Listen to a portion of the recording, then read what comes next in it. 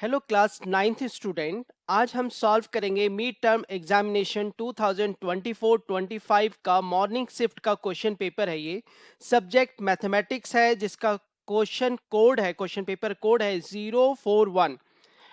इसको सॉल्व करने से पहले इसमें जो इंस्ट्रक्शंस दिया है इसे आप केयरफुली पढ़ लेना। इसमें देखो बहुत सारे ऐसी चीज़ें होती हैं, जैसे पाई की वैल्यू आपको 22/7 लेना है। अगर पाई इज इक्वल टू 3.14 दिया रहेगा तभी उसे लेना, वरना डिफॉल्ट आपको 22/7 ही लेना है।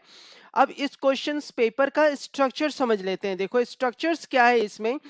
स्ट्रक्चर्स में है कि इसके 5 सेक्शन है, section A, section B, section C, section D, section ई।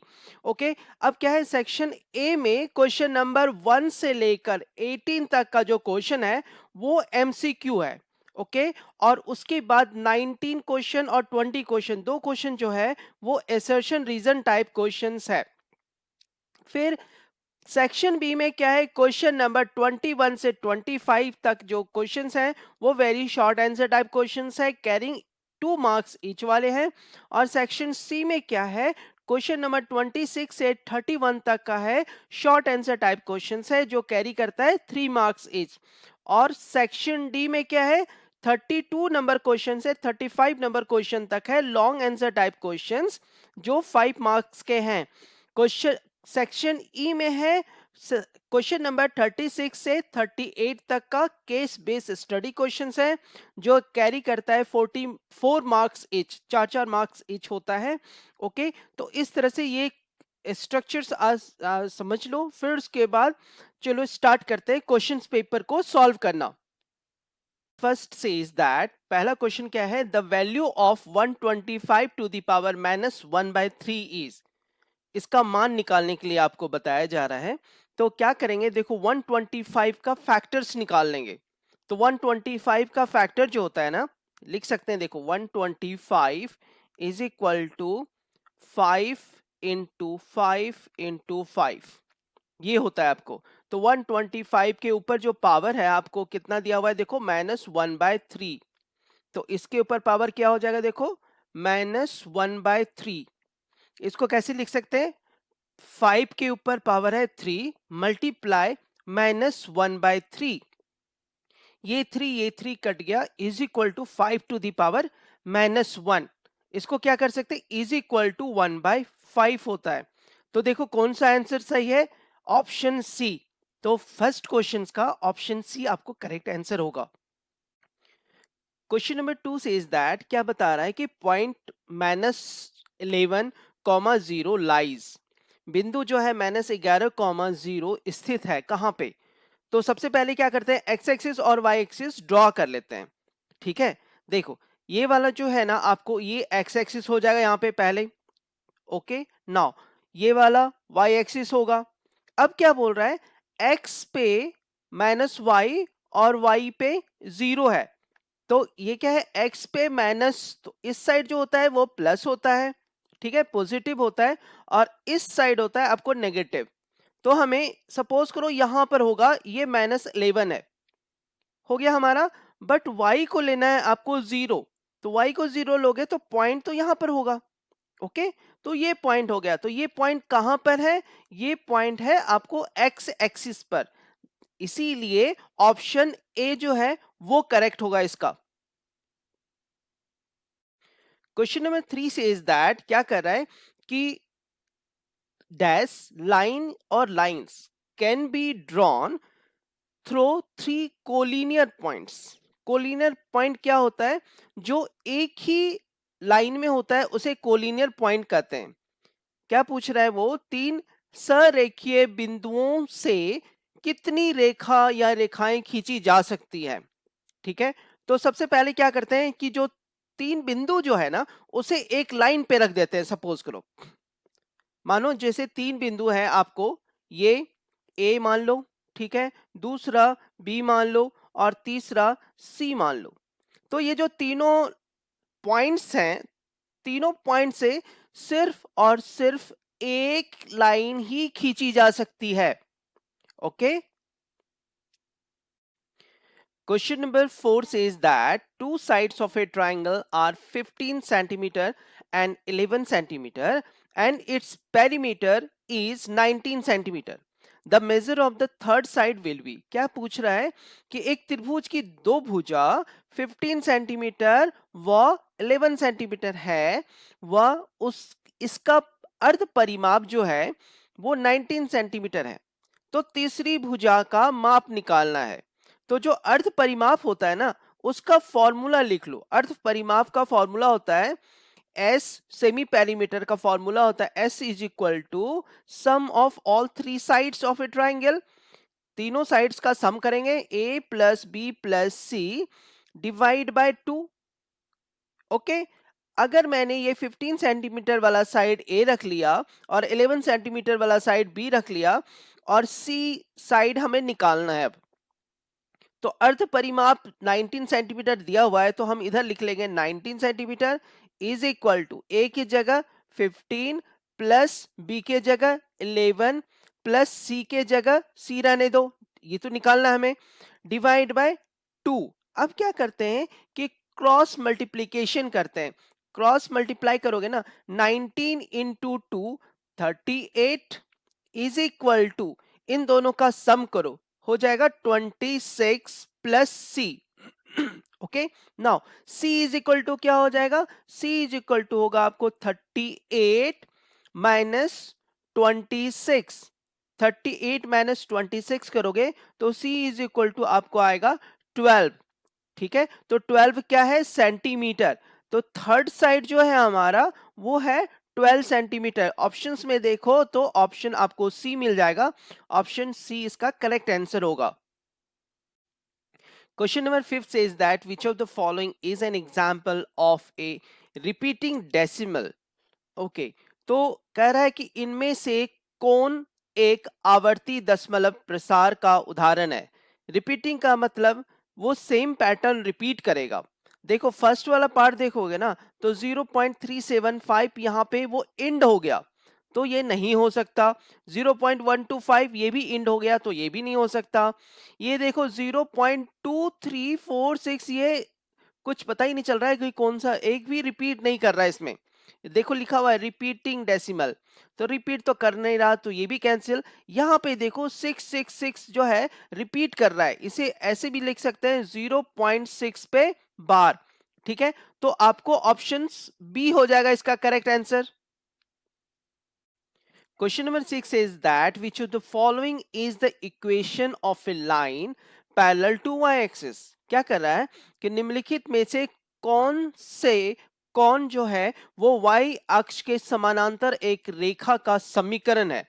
तो उसके लिए क्या करते हैं, एक्स वाई एक्सिस ड्रॉ करते हैं सबसे पहले। ठीक है, उसके बाद एक एक को सॉल्व करते हैं। सपोज करो आपको x इज इक्वल टू 7 दिया है, तो 7 की वैल्यू फिक्स है, यहां पे क्या है कि y की वैल्यू आएगा ही नहीं कुछ भी।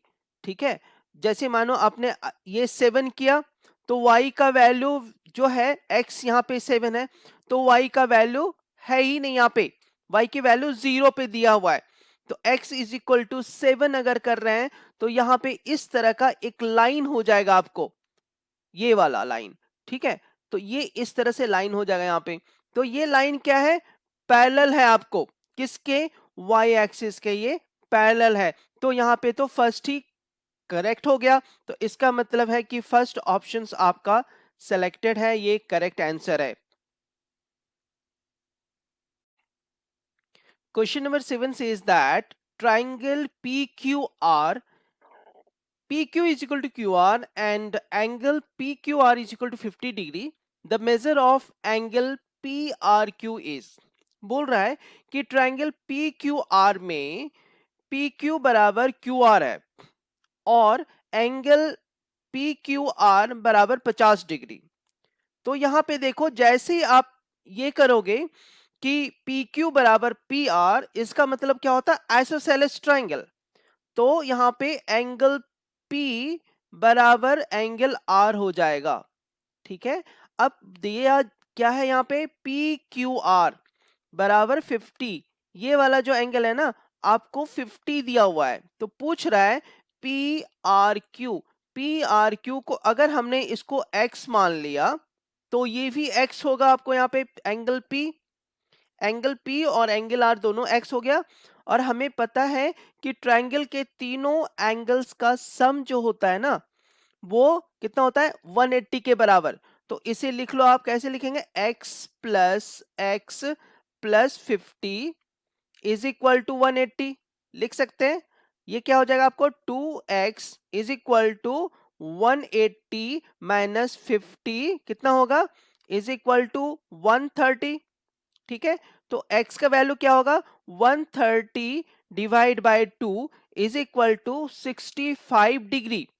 ठीक है, तो ऑप्शंस देखो, यहां पे ऑप्शन डी इसका करेक्ट आंसर होगा। Question number 8 says that the perpendicular distance of the point -2 -7 from y axis क्या होगा। तो सबसे पहले क्या करते हैं, x एक्सिस और y एक्सिस ड्रॉ कर लेते हैं। उसमें क्या करते हैं, इस साइड x एक्सिस और इस साइड y एक्सिस होगा। पॉइंट लेते हैं, अब पॉइंट सपोज p लेते हैं। तो कह रहा है -2 -7 है, तो आपको इस तरह से -2 -7 इस साइड हो जाएगा।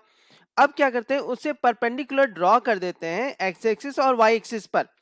जैसे ही ड्रॉ करोगे ना तो आपको उसका पॉइंट्स भी आ जाएगा, कितना है यहाँ पे, क्या हो जाएगा आपको, एक्स पर है तो यहाँ पे है -7, वाई पे क्या है आपको देख लो -2 है। ठीक है, एक्स की वैल्यू कितना है आपको देखो, -2 है ना, और वाई पे वैल्यू क्या है, -7। ठीक है, ये चीज है। अब पूछ क्या रहा है कि परपेंडिकुलर डिस्टेंस उस पॉइंट का फ्रॉम वाई एक्सिस, तो वाई एक्सिस से इसका डिस्टेंस देखो कितना हो जाएगा, कितनी दूरी पर है वाई एक्सिस से। तो वाई एक्सिस से दूरी इसकी 2 यूनिट्स है। इसमें हम -2 नहीं ले सकते, ये माइनस नहीं हो सकता। ठीक है, तो इसीलिए इसका ऑप्शन आपको डी होगा, क्योंकि डिस्टेंस हमेशा पॉजिटिव होता है, इसे याद रखना, नेगेटिव नहीं लेना है डिस्टेंस को। Question number 9 says that A solution of the equation is, क्या कर रहा है, समीकरण जो दिया हुआ है उसका हल निकालने के लिए। तो देखो ये हल कैसे निकालते हैं, कि जो वैल्यूज यहाँ पे दिया हुआ है ना उसे जस्ट पुट करेंगे। ठीक है, तो ए से स्टार्ट करते हैं। देखो क्या लिखा हुआ है आपको, x plus 2y is equal to 4। तो x के जगह 0 पुट करो और y के जगह 2 पुट करो, 2 इंटू 2, तो ये आपको 4 होता है, इज 4। तो ये 4 और ये 4 दोनों बराबर है, दैट मीन्स ये आपका करेक्ट आंसर है।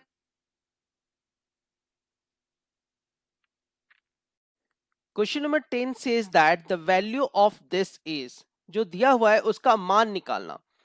देखो इसमें क्या होता है कि इसका फॉर्मूला होता है, उस फॉर्मूला को पहले लिख देता हूं मैं, a to the power x multiply a to the power y, अगर है दोनों सेम है a टू दी पावर, तो पावर जो होगा ना वो प्लस हो जाएगा, देखो x प्लस y हो जाएगा।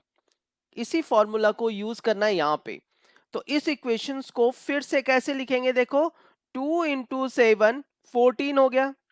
Okay, A to the power क्या है, इधर 2 है और ये 3 है, तो लिख देंगे पावर को प्लस करके 2 प्लस 3। और बी टू दी पावर क्या है देखो, 3 प्लस 3, तो इज इक्वल टू क्या हो जाएगा, 14 A to the power 5 and B to the power 6। That means देखोगे तो आपको ऑप्शन डी मिल जाएगा। ऑप्शन डी जो है वो करेक्ट आंसर है। क्वेश्चन नंबर 11 सेज दैट, कह रहा है कि एक सॉलिड हैज डैश डायमेंशंस, कितने डायमेंशंस होते हैं, एक ठोस की कितनी बीमाई होती है, डायमेंशंस कितने होते हैं। तो कोई भी सॉलिड आप यूज करोगे ना, तो किसी भी सॉलिड का जो डायमेंशंस होगा वो डायमेंशंस वो 3D डायमेंशंस में होता है। तो 3D यानी 3 बीमाएं होती है, तो इसका ऑप्शंस आपको सी हो जाएगा। Question number 12 says that area of an equilateral triangle is, दिया हुआ है, the perimeter of this triangle is, क्या कर रहा है कि एक समबाहु त्रिभुज का क्षेत्रफल जो है वो 16√3 है वर्ग सेंटीमीटर। तो इस त्रिभुज का परिमाप निकालने के लिए देखो क्या होता है, area of equilateral triangle is equal to होता है √3/4 साइड्स का स्क्वायर, साइड्स अगर मैंने a मान लिया तो a का स्क्वायर, एरिया दिया हुआ है आपको देखो 16√3 इज इक्वल टू लिख सकते हैं √3/4 a स्क्वायर। इसमें ये √3 कट जाएगा और 16 इंटू 4 हो जाएगा क्रॉस मल्टीप्लाई से। ए स्क्वायर इज इक्वल टू क्या लिख सकते हैं 16 इंटू 4। उसके बाद क्या कर सकते हैं ए इज इक्वल टू क्या हो जाएगा under root of 16 into 4। Okay, अब क्या करते हैं इसका फैक्टर निकाल लो, तो 16 का क्या हो जाएगा 4 इंटू 4 मल्टीप्लाई 4 का लिखो 2 इंटू 2, तो उसका पेयर्स हम लोग निकालते हैं। तो पेयरिंग देख लो, एक पेयर ये एक पेयर ये है, तो 4 इंटू 2 8, तो साइड का वैल्यू हो जाता है 8 क्या है सेंटीमीटर। ओके, तो एक साइड का वैल्यू 8 सेंटीमीटर है। तो पेरीमीटर क्या होता है, पेरीमीटर या परिमाप का मतलब है तीनों साइड का सम। तो तीनों साइड का सम परिमाप बराबर हो जाएगा 3 into 8 is equal to 24 centimetre. तो यहां पे ऑप्शंस देखो, ऑप्शन बी इसका करेक्ट आंसर होगा। Question number 13 says that linear equation x plus 2y is equal 5 has कितने सॉल्यूशन हो सकते हैं ये पूछ रहा है। रैखिक समीकरण x प्लस 2y बराबर 5 के कितने हल होंगे। तो आप देखो, अगर आपने x बराबर 1 रखा, ठीक है, तो इसको आप कैसे लिख सकते हो 2y is equal to 5 minus x, y is equal to 5 minus x by 2। तो x का वैल्यू कुछ भी रखोगे 1 2 3 कुछ भी रखोगे तो y का वैल्यू भी आएगा। ओके, तो इसके कितने हो जाएंगे, इसके इनफिनाइट सॉल्यूशन हो जाएंगे, अनगिनत आंसर होंगे, सॉल्यूशन होगा इसका, अनगिनत हल होंगे इसके। क्वेश्चन नंबर 14 सेज दैट क्या कहता है rational number 7/9 is equivalent to, किसके इक्विवेलेंट होगा, परिमेय संख्या 7/9 के समतुल्य क्या होगा। देखो ये चीज बनाने के लिए क्या करते हैं कि जो 7/9 है ना उसको ऊपर नीचे, ठीक है, एक ही नंबर से मल्टीप्लाई करते जाओ। जैसे मानो 2 से मल्टीप्लाई कर दिया तो क्या हो जाएगा, देखो 14/18 हो गया एक। तो दूसरा मल्टीप्लाई कर सकते हो कि 7/9 इंटू 3 तो 7 3 जा 21 और 9 3 जा 27। ठीक है, तो इस तरह से आपको करते जाना है। तो यहाँ पे देखो क्या हो जाता है 29 इंटू 3 27 होता है। ओके, तो इसमें 21/27 हो गया। तो दैट मीन्स देखो फर्स्ट ऑप्शन आपका मैच कर रहा है, देयरफॉर फर्स्ट जो ए ऑप्शन है वो करेक्ट होगा इसका। Question number 15 says that the coordinate of the reflection of the point 4 minus 4 along y axis क्या होगा। तो सबसे पहले क्या करते हैं x axis y axis draw करते हैं। इसमें देख लो आप, यहां पे इस साइड क्या करेंगे x एक्सिस कर देंगे और यहाँ पे y एक्सिस हो जाएगा। सबसे पहले पॉइंट बनाते कहाँ है ये 4 माइनस 4, 4 आपको यहाँ हो जाएगा +4 x एक्सिस पे +4 और माइनस वाई है, यानी यहां पे ले सकते हो आप ये -4 है। तो इन दोनों का पॉइंट आपको यहां पे बन जाएगा। सपोज करो ये P है, क्या है आपको 4 -4। अब इसका क्या कह रहे हैं कि अलोंग एक्स एक्सिस, देखो जिसकी भी अलोंग करोगे ना उस एक्सिस पर आप मिरर रख दो। मिरर जैसे रखोगे, मिरर का मतलब उसके जस्ट अपोजिट होगा, जितना ये नीचे होगा उतना ही ये ऊपर बनेगा। तो यहां पर का क्या हो जाता है कोऑर्डिनेट, ये 4 हो गया और ये 4 है, तो कोऑर्डिनेट आपको इसका 4,4 हो जाएगा। सपोज करो इसका क्यू पॉइंट है तो 4,4, तो इसका ऑप्शंस देखो कौन सा ऑप्शन सही हो जाएगा, ऑप्शन सी करेक्ट होगा इसका। Question number 16 says that according to Euclid's all right angles are equal to each other. This is an, क्या है वो, क्या कर रहा है कि ऑप्शंस में थ्योरम है, एक्सियोम है या पोस्टुलेट्स है या डेफिनेशन है। क्या कर रहा है यूक्लिड्स के अनुसार सभी समकोण एक दूसरे के बराबर होते हैं। यह है एक प्रमेय है या अभिगृत है या अभिधारणा है या परिभाषा है। देखो ये जो भी है ना, ये है पोस्टुलेट्स, ठीक है। ये क्या है आपको अभिधारणा, इसीलिए इसका ऑप्शन सी करेक्ट हो जाएगा। Question number 17 says that the sides of a triangular field जो है, sides of triangular field are in the ratio 3:5:7 and its perimeter is 300 meter. The length of the longest side is, क्या कर रहा है, एक त्रिभुजाकार मैदान की भुजाओं का अनुपात जो है 3:5:7 है तथा इसका परिमाप 300 मीटर है। इसकी सबसे लंबी भुजा कितनी होगी? तो ये जो अनुपात है ना, इसको x से मल्टीपल समझ लो। तो यहां पे क्या लिख सकते हैं, x से मल्टीपल्स 3:5:7 है, तो इसको कैसे लिख सकते हैं, 3x 5x 7x, ठीक है। और इन तीनों का प्लस करने से जो सम होगा वो परिमाप दिया हुआ आपको 300। तो इन तीनों का सम करो, 538 plus 715x is equal to 300। Okay, now x is equal to क्या हो जाएगा, 300 डिवाइड बाय 15। जब इससे डिवाइड करोगे तो इज इक्वल टू 15 टू जा 30, 0, x बराबर 20 हो जाएगा। अब इसको सबको मल्टीप्लाई कर दो, 20 इंटू 3 ये हो गया 60, 20 इंटू 5 100 और 20 इंटू 7 140। तो पूछ रहा है इसकी सबसे लंबी भुजा, लॉन्गेस्ट साइड जो होगा वो तो 140 मीटर है। दैट मीन्स ऑप्शन डी आपको ये करेक्ट ऑप्शंस रहेगा। क्वेश्चन नंबर 18 सेज दैट, क्या कह रहा है, इन the given figure AD is a median, ठीक है, the value of angle BAD क्या होगा? ठीक है, कह रहा है दी गई आकृति में AD जो है एक माध्यिका है, तो एंगल BAD का मान क्या होगा? ये वाला एंगल का मान पूछ रहा है क्या होगा, ठीक है। और दिया हुआ है AB बराबर AC दिया हुआ है, तो ये आइसोसेलेस ट्राइंगल होगा, एंगल B बराबर एंगल C होगा, ठीक है। तो ये 50 ये 50, तो एंगल A कितना होगा, देखो कैसे लिखते हैं, angle A plus angle B plus angle C is equal to 180, ठीक है। तो angle A is equal to क्या हो जाएगा, 180 माइनस B प्लस C हो जाता है आपको 100। तो एंगल A कितना हो गया, 80 डिग्री। एंगल ए जब 80 डिग्री हो गया तो आप देखो यहां पे दो, ये जो एडी है ना, एडी क्या है, माध्यिका है, मीडियन है, तो वो ए एंगल को दो इक्वल पार्ट्स में बांटेगा।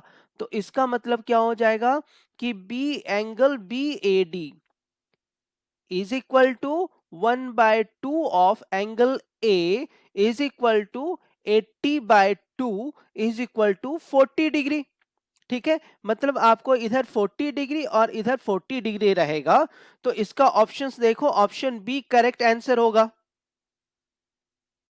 क्वेश्चन नंबर 19 सेज दैट, क्या कह रहा है कि abscissa of the point 2,5 is 5। अभिकथन एक बिंदु 2.5 का भुज 5 है। सबसे पहले क्या करते हैं, एक्स वाई ड्रॉ कर लेते हैं एक्सिस, ओके। इधर आपको एक्स एक्सिस हो गया, इधर आपको वाई एक्सिस हो गया, ठीक है। तो जो एब्सिसा होता है ना, वो एक्स एक्सिस को बोलते हैं एब्सिसा, ठीक है, भुज को बोलते हैं एब्सिसा, ओके। तो आप देखो यहाँ पे एक्स एक्सिस तो 2 है, ओके, यहाँ पे 2 है एक्स और वाई है, यहाँ पे x 2 है और y है 5, जबकि आपको यहाँ बोल रहा है abscissa of the point is 5, भुज 5। तो ये अभिकथन जो है, अभिकथन गलत हो जाएगा। रीजन देखो, the perpendicular distance of A point from y axis, suppose कोई एक पॉइंट ले लेते हैं इस साइड से P पॉइंट, y एक्सिस से इसका डिस्टेंस, ठीक है, y एक्सिस से जो इसका डिस्टेंस होगा इज कॉल्ड एब्सिसा। यस, वो x का वैल्यू ही बताता है, ठीक है। तो रीजन आपको सही हो जाएगा, असर्शन जो अभिकथन है वो गलत होगा, रीजन कारण सही होगा। इसका मतलब कौन सा ऑप्शन होगा, इसका मतलब डी ऑप्शन रहेगा आपका। क्वेश्चन नंबर 20 सेज दैट, क्या असर्शन में कह रहा है, the right triangle with base 35 centimetre and height 12 centimetre has an area of this.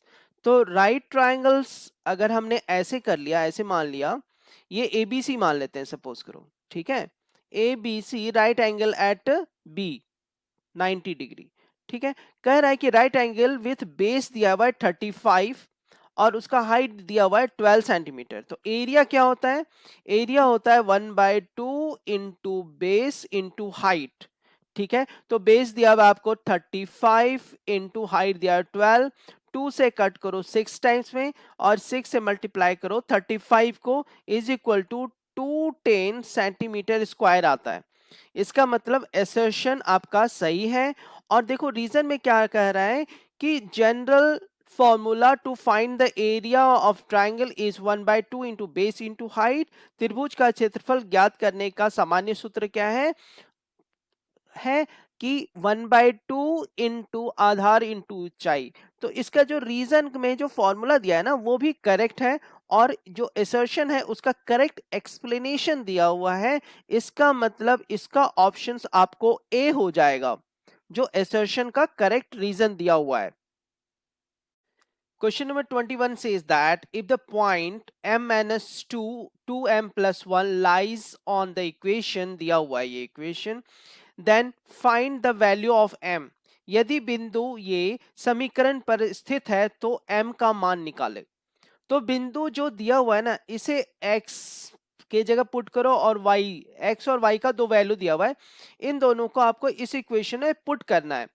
तो क्या करेंगे, 2x के जगह पे लिखोगे m minus 2 plus 3 into y के जगह पे क्या लिखेंगे 2m plus 1, okay, then minus 7 is equal to 0।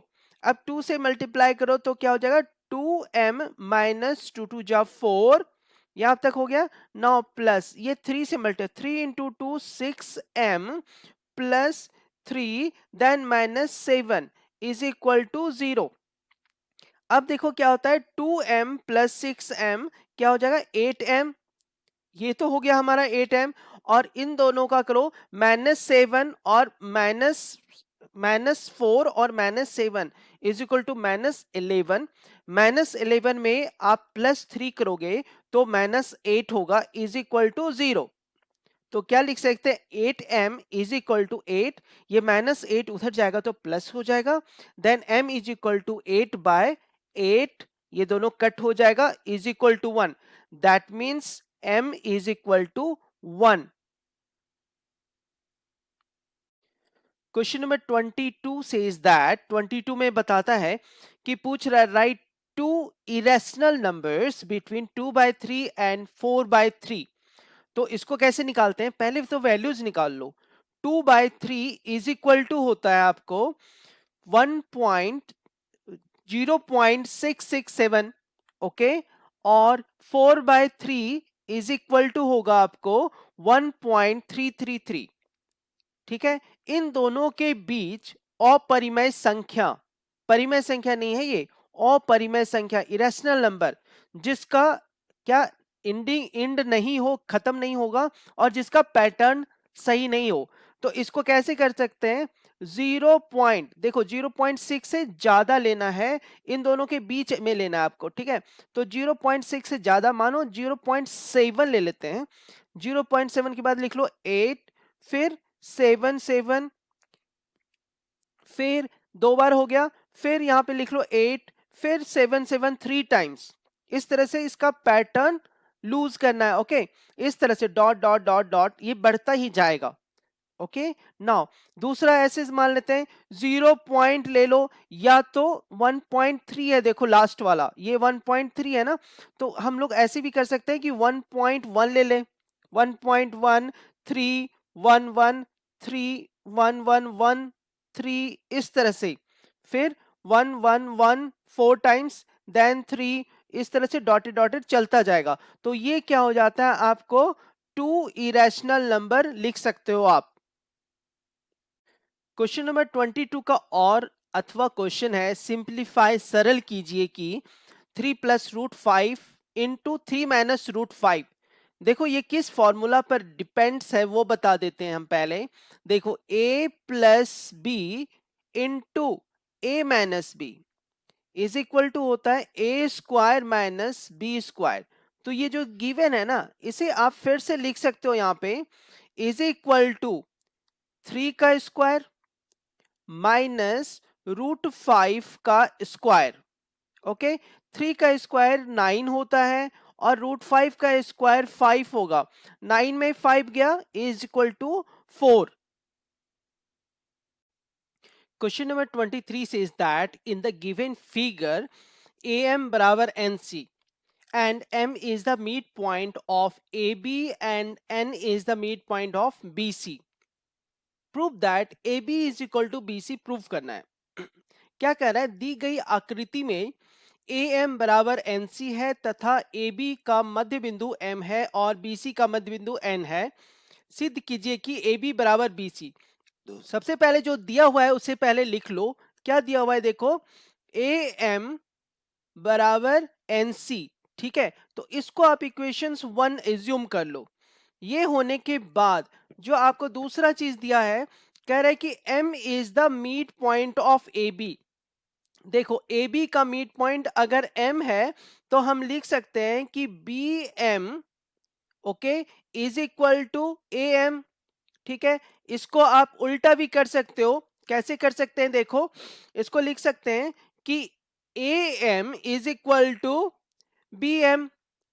Okay, ये हो गया। और दूसरा क्या दिया हुआ है, एंड दूसरा में दे रहा है कि N is the mid point of BC। N क्या है, मिड पॉइंट ऑफ BC है।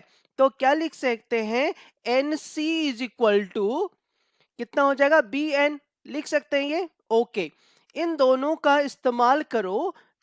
क्या करेंगे, इक्वेशन 1 में पुट कर देते हैं। इक्वेशन 1 में जैसे ही पुट करेंगे तो हो जाएगा BM is equal to N, BM is equal to BN, ठीक है। ये इसके बराबर कर देता है। तो इससे इक्वेशन 2 एज्यूम कर लेते हैं।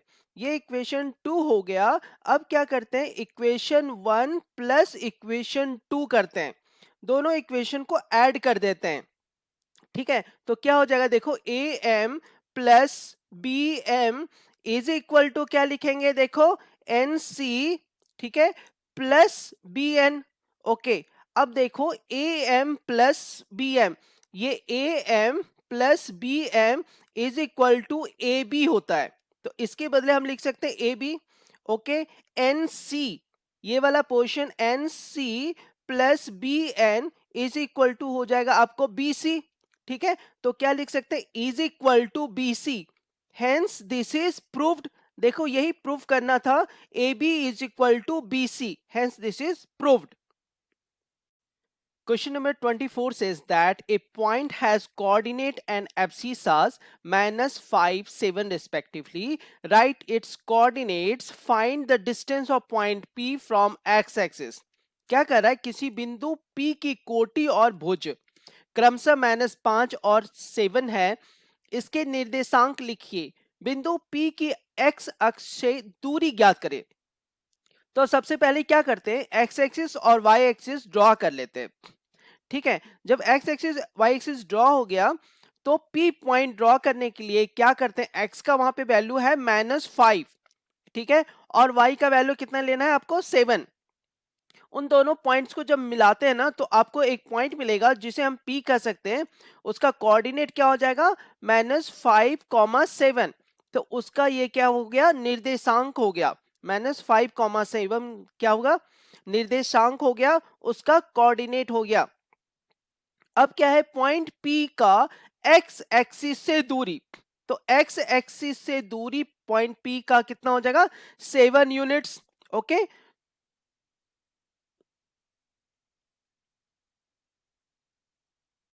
question number 25 says that in the given quadrilateral ABCD, AB is equal to AD है and AC bisect angle A shows that triangle ACB or congruent with triangle ACD।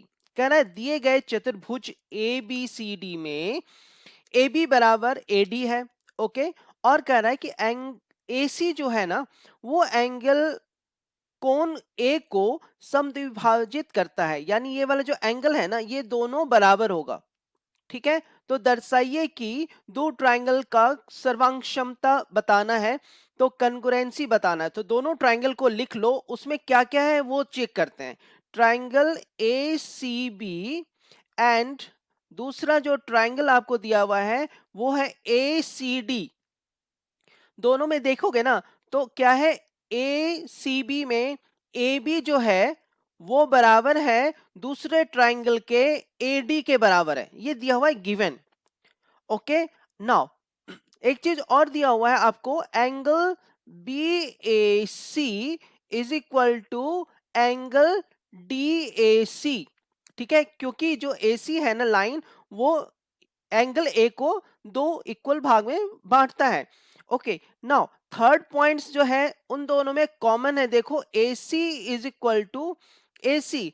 अब देखोगे तो यहाँ पे क्या हो जाता है, देखो ये साइड है, ये एंगल है, ये साइड। तो क्या कर सकते हैं, according to S A S rule हम क्या बता सकते हैं कि दोनों जो ट्रायंगल हमने लिया है, ट्रायंगल ए सी बी और triangle A C D is congruent.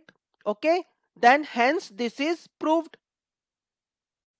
Question number 25 का और अथवा क्वेश्चन है, कह रहा है कि in the given figure BP and BQ are equal perpendiculars from B to the arms of angle A. ठीक है, कह रहा है कि shows that triangle APB is congruent with triangle A Q B. कह रहा है दी गई आकृति में बीपी और बीक्यू कोण ए की भुजाओं पर बी से डाले गए बराबर लंब है, लंब जो है वो बराबर है। ठीक है, तो दर्शाइए कि ट्राइंगल ए पी बी सर्वांगक्षम है ट्राइंगल ए क्यू बी के। तो जो इसको प्रूफ करना है ना, सबसे पहले उन ट्राइंगल में देखते हैं क्या क्या चीज है common. Okay, triangle A P B and दूसरा कौन सा कंसीडर करना है आपको, ट्राइंगल ए क्यू बी। अब देखो इन दोनों ट्रायंगल्स में ना ध्यान देना, जो आपको परपेंडिकुलर खींचा गया है वो बराबर है। उसका मतलब क्या है, B Q is equal to BP. ये तो पहला हो गया क्वेश्चन। दूसरा क्या है, वो परपेंडिकुलर खींचा तो उसका जो एंगल है ना 90 डिग्री के बराबर है, एंगल बी क्यू ए। ठीक है, angle B Q A is equal to angle B P A is equal to 90 degree हो गया। नाउ सेकेंड वन दोनों में कॉमन है, A B is equal to A B. देख लो ये कॉमन है, तो ए बी एक्चुअली क्या है, इस राइट एंगल ट्राइंगल का क्या है, हाइपोटेनस है, और एक साइड भी हमारा बराबर है। ठीक है, तो कौन सा रूल लगाएंगे, अकॉर्डिंग टू आरएचएस। ठीक है, आरएचएस यूज करो, आरएचएस रूल से हम बना सकते हैं कि ये जो दोनों ट्राइंगल हमने लिया है वो कंग्रुएंट्स है। That means A P B congruents है किसके, दूसरा ट्राइंगल लिया है हमने ट्राइंगल ए क्यू बी, ये दोनों सर्वांगसम होगा, hence this is proved. Question number 26 में पूछ रहा है आपसे, represent under root of 4.3 on number line. कह रहा है संख्या रेखा पर 4.3 को निरूपित कीजिए। तो इसमें क्या है कि आपको सबसे पहले क्या करना है कि एक लाइन खींच लेना है। ठीक है, तो एक लाइन पहले खींच लो। ओके, तो लाइन इस तरह से आप खींच लो, कोई सा लाइन। अब क्या करेंगे कि देखो यहां पर आपको 4.1 दिया हुआ है, तो 4.1 में 1 ऐड करके खींचना है आपको। तो कितना हो जाएगा, देखो 4.3 प्लस 1 इज इक्वल टू 5.3। तो क्या करोगे, यहां पर कोई एक पॉइंट ले लो पहले, मानो ए ले लिया। अब इससे क्या करते हैं, यूजिंग कंपास स्केल से मेजर कर लो 5.3। ओके, कोई सा यूनिट ले सकते हैं, सेंटीमीटर ले सकते हो, तो 5.3 सेंटीमीटर लेकर उसे यहां पे कट कर दो। ओके, सपोज करो आपको 4.3 यहां पर आ रहा है। ओके, 4.3 यहां आ रहा है, तो इसको पॉइंट बी कर लो, यहां तक आपको है 4.3 और यहां से यहां तक है 1, ऐसे लेना है आपको, तो ये सी पॉइंट हो जाएगा। अब आपको क्या करना है कि ए और सी लाइन को डिवाइड करना है। तो आप यहां पे कंपास रखकर आप इस साइड कट करो और इस साइड कट करो, फिर ए पर कंपास रखकर इस साइड कट करो और इस साइड कट करो। ठीक है, जब ये कट हो जाए तो इन दोनों पॉइंट्स को मिला दो। ओके, तो इन दोनों पॉइंट्स को जैसे ही आप मिलाओगे ना, तो ये जो ए सी है ना, इसको ये दो भाग में क्या करेगा, डिवाइड कर देगा।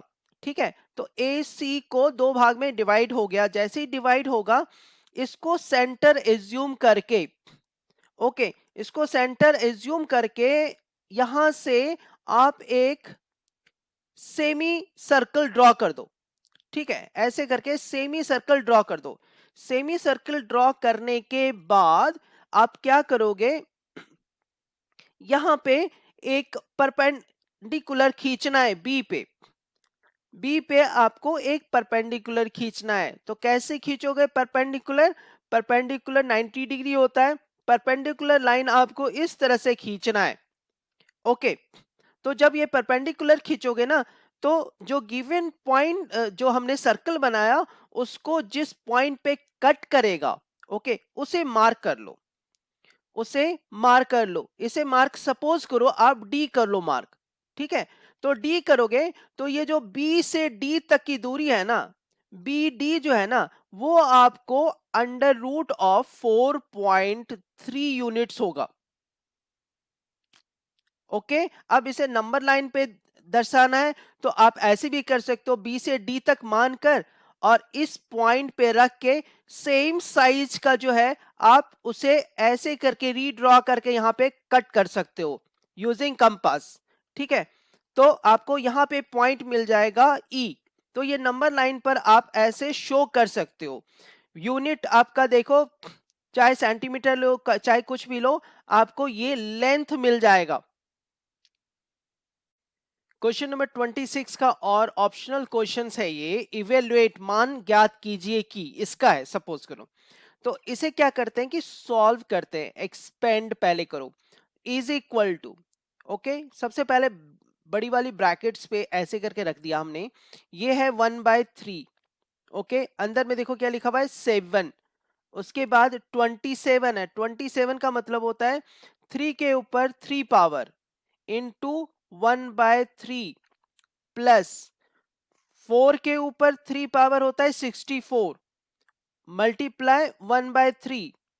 अब ये जो पावर्स है ना, आप देख लो, इज इक्वल टू क्या लिखेंगे, ये जो आपको पावर्स है वो कट हो जाएगा, ये पावर्स इससे कट हो जाएगा और ये पावर्स इससे कट हो जाएगा। तो 3 के ऊपर 1 हो गया, 4 के ऊपर 1, 3 प्लस 4। ठीक है, देखो ये जो है ना, इन ब्रैकेट ऐसे करके इसके ऊपर 2 पावर रखना है, ये वाला ये बाहर कर दो। ओके, ऐसा है। ठीक है, तो क्या लिख सकते हैं, अंदर में आ जाओ आप फिर से ऐसे करके, क्या होगा देखो, 1/3 7 मल्टीप्लाई 4 + 3 7 का स्क्वायर लिख सकते हैं, देखो करेक्ट है। नाउ इज इक्वल टू, अब क्या होता है 7 पे 2 और +1 क्या होगा 3, और बाहर का जो पावर है 1/3 उससे वो मल्टीप्लाई हो जाएगा 1/3, ये थ्री कट जाएगा, इज इक्वल टू 7 आंसर आएगा। Question number 27 says that find any 3 solution of the equation दिया हुआ है, समीकरण के किस कोई 3 हल निकालें। तो ये जो समीकरण है ना, उसे आप रीराइट करो, फिर से लिखो। कैसे लिखेंगे देखो, 2y is equal to 7 + x, then y is equal to क्या हो जाएगा देखो, 7 + x बाय 2। तो सॉल्यूशंस लिखना है, 3 सॉल्यूशन। तो पहला मान लो, first number 1, x is equal to 1 लेते हैं।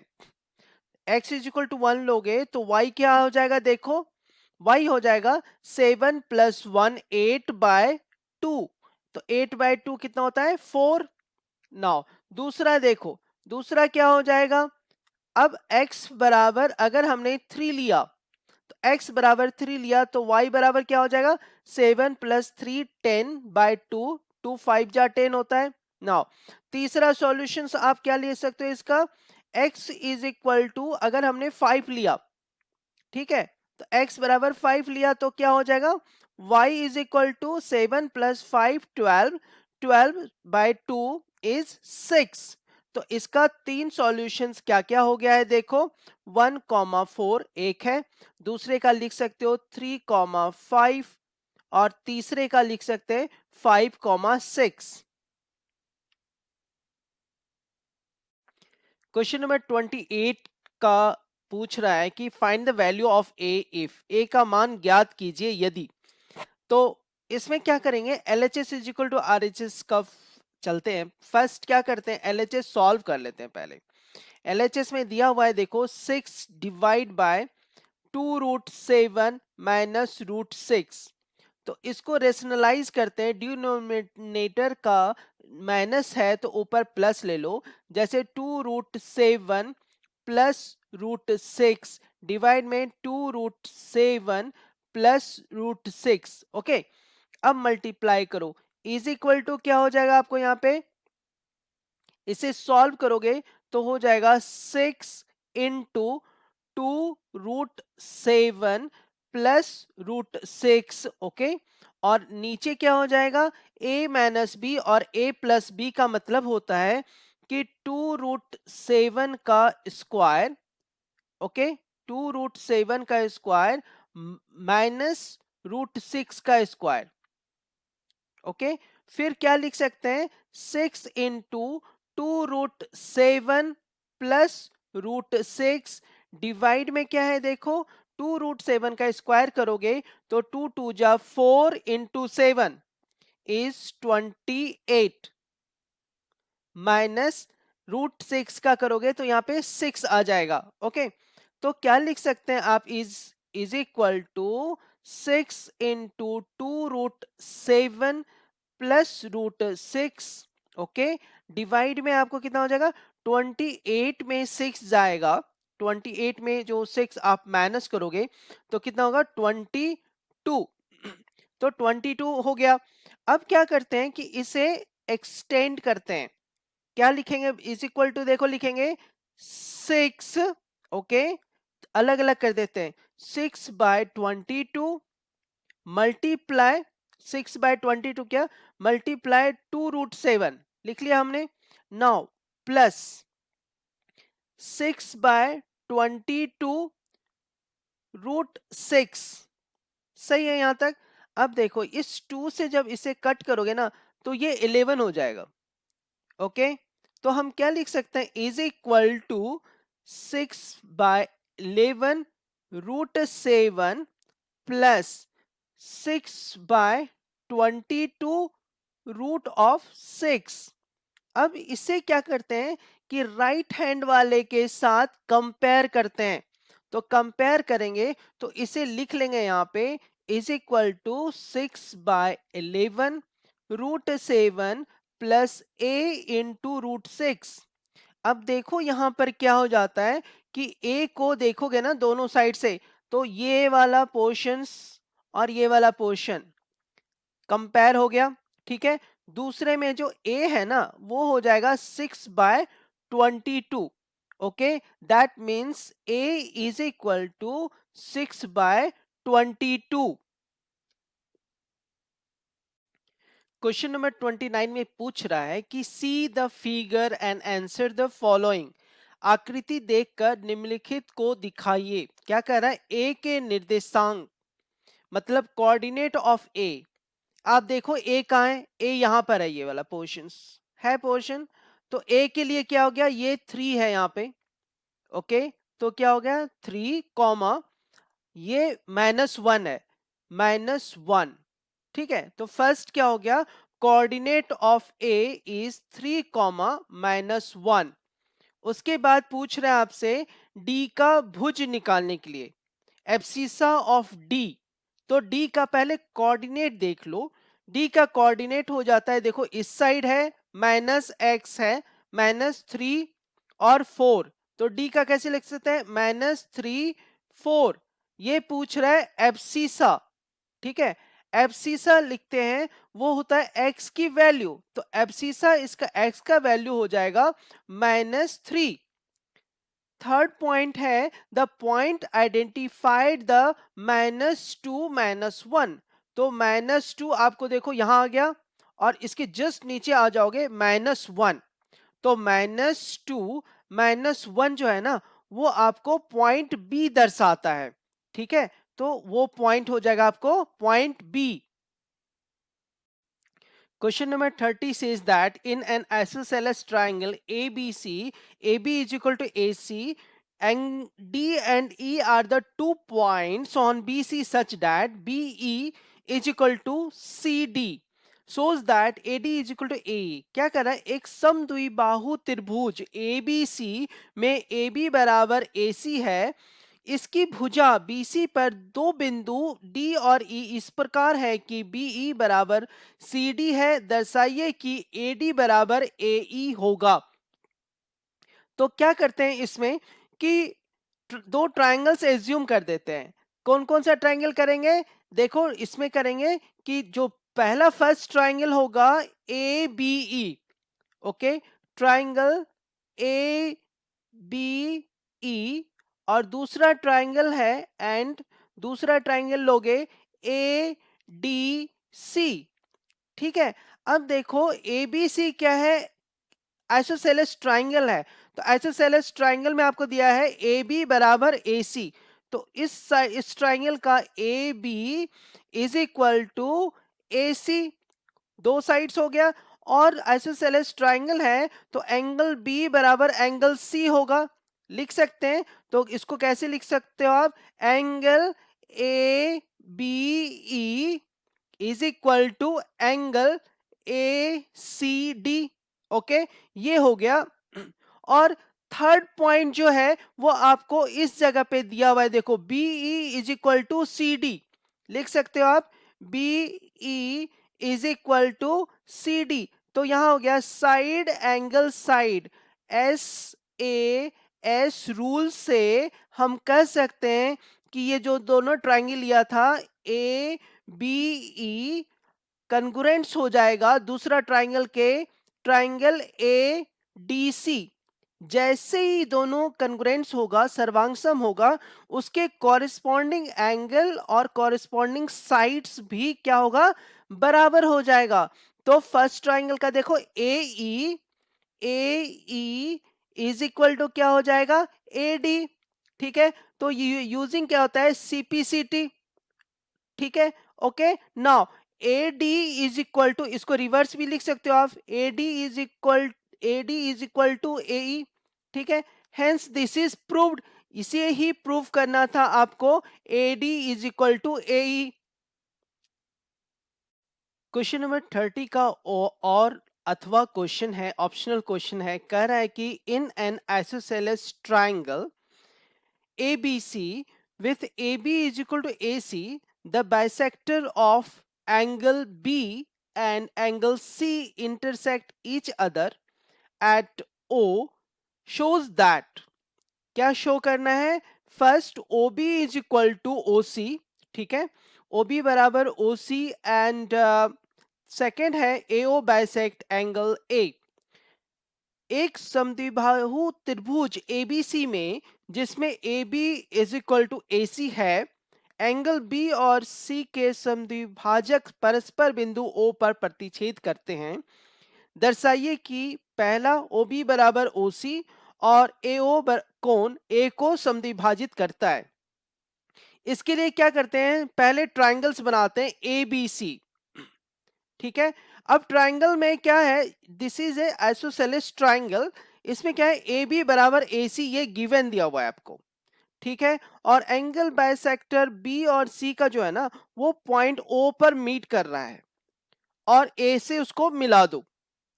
उसके बाद क्या करते हैं, यहां पर इसमें आपको देखना है कि क्या क्या चीज दिया हुआ है। पहला तो हमारा ये दिया हुआ है, अब इस चीज को लिख सकते हैं, अगर AB बराबर AC है, AB बराबर AC है, तो लिख सकते हैं कि angles opposite to equal sides are also equal, मतलब angle A B C is equal to angle A C B होगा।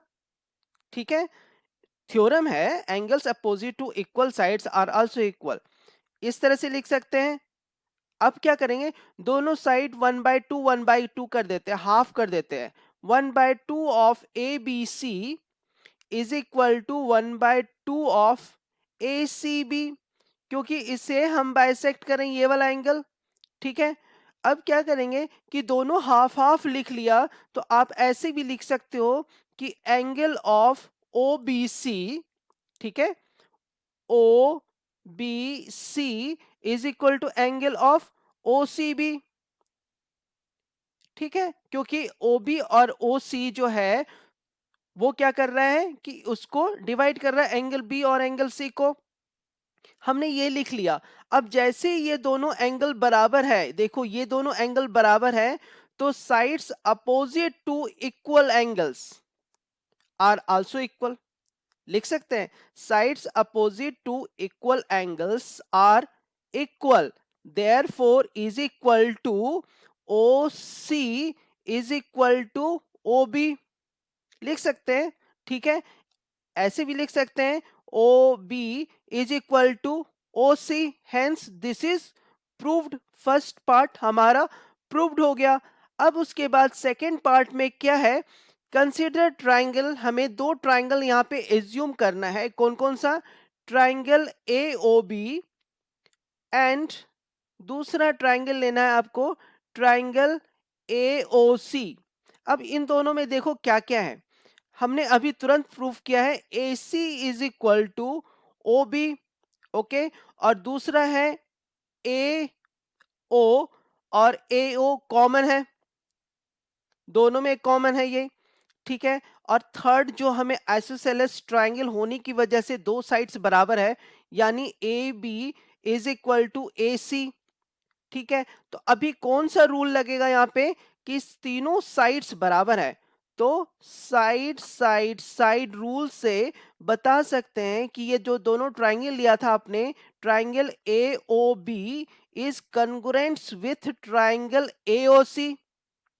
जैसे ये दोनों कॉन्ग्रुएंट्स होगा, ठीक है, जैसे ये ट्राइंगल्स दोनों कॉन्ग्रुएंट्स होगा, इसके कॉरिस्पॉन्डिंग साइड्स एंड एंगल्स भी बराबर होंगे। तो इसका मतलब हम ये लिख सकते हैं this angle O A B is equal to angle O A C. ठीक है, ये लिख सकते हैं। देयरफॉर क्या लिख सकते हैं कि A O bisect angle A, hence this is also proved. Question number 31 says that find any six rational number between 3/5 and 2/3, 3/5 और 2/3 के बीच कोई छह परिमेय संख्याएं ज्ञात कीजिए।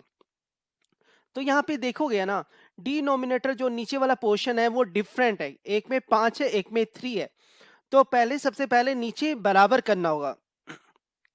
तो बराबर करने के लिए 3/5 को आपको 3 से मल्टीप्लाई करना होगा ऊपर नीचे, और 2/3 को 5 से मल्टीप्लाई करना होगा डिनोमिनेटर और न्यूमरेटर को। तो क्या हो जाता है 9/15। ठीक है, और इस साइड क्या हो जाएगा, देखो आपको 10/15।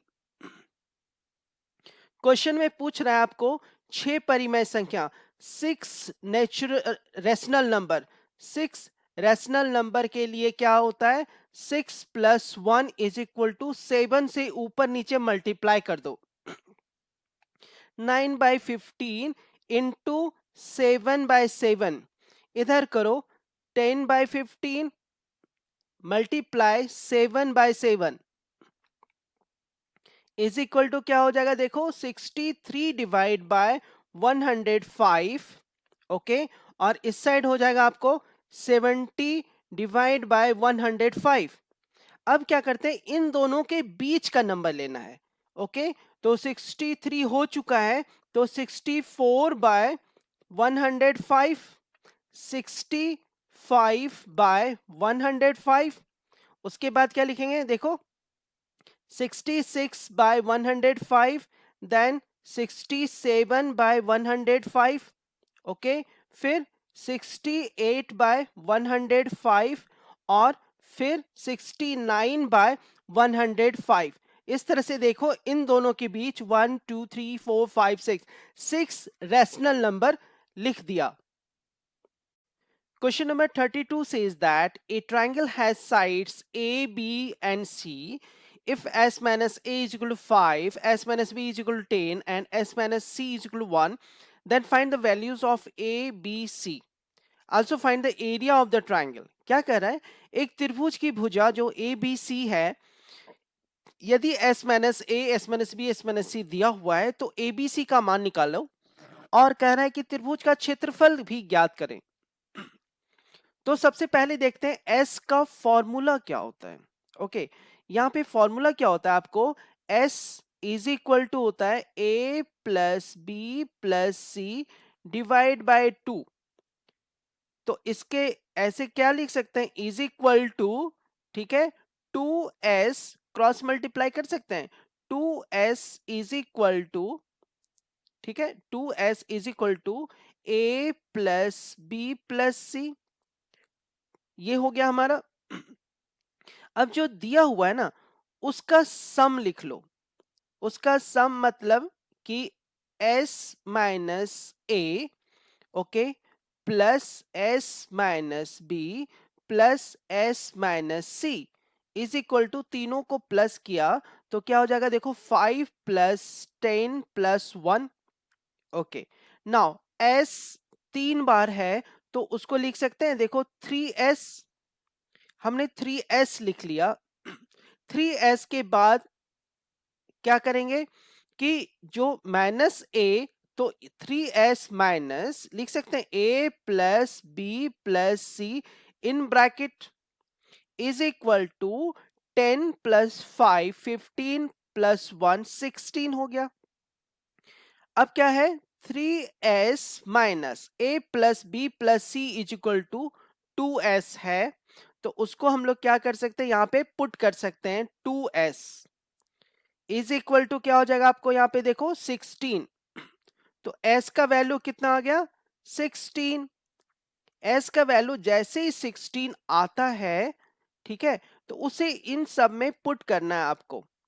s minus A, s minus A is equal to 5 है, आपको देखो s minus A is equal to 5 है, तो a is equal to A इस साइड चला जाएगा तो ये हो जाएगा 16 minus 5 is equal to A कितना हो गया देखो, 16 में 5 गया 11। उसी तरह से आप b लिख सकते हो, b क्या हो जाएगा, 16 minus 10 is equal to 6। c कितना हो जाएगा आपको देखो, 16 माइनस 1 इज इक्वल टू 15। ठीक है, तो हमारा जो तीनों साइड्स है, देखो क्या क्या हो जाएगा, a इज इक्वल टू आपको हो गया a is equal to 11, b is equal to कितना है देखो 6 और c इज इक्वल टू 15। यहां तक सही है। अब क्या करते हैं कि वो बता रहा है कि find also find the area, यहां पे हमें एरिया निकालना है। तो एरिया निकालने के लिए क्या करते हैं, यूजिंग ह्यूरोन्स फॉर्मूला, यूजिंग ह्यूरोन्स फॉर्मूला हम एरिया निकालना शुरू करते हैं। तो ह्यूरोन्स फॉर्मूला क्या है आपको देखो, ह्यूरोन्स फॉर्मूला से जब एरिया निकालते हैं A is equal to under root of, under root में देखो क्या है, s into S minus A S minus B and S minus C. अब इसका कॉरिस्पॉन्डिंग वैल्यूज लिखना शुरू करो आप। s का वैल्यू अभी हमने निकाला है 16 इंटू एस माइनस ए दिया हुआ है 5, s माइनस बी दिया हुआ है आपको 10 और s माइनस सी दिया है 1। अब क्या करते हैं, इसका फैक्टर्स निकालना शुरू करते हैं। तो फैक्टर क्या हो जाएगा, 16 का 4 इंटू 4, 5 का 5 और 10 का 2 इंटू 5 लिख सकते हैं।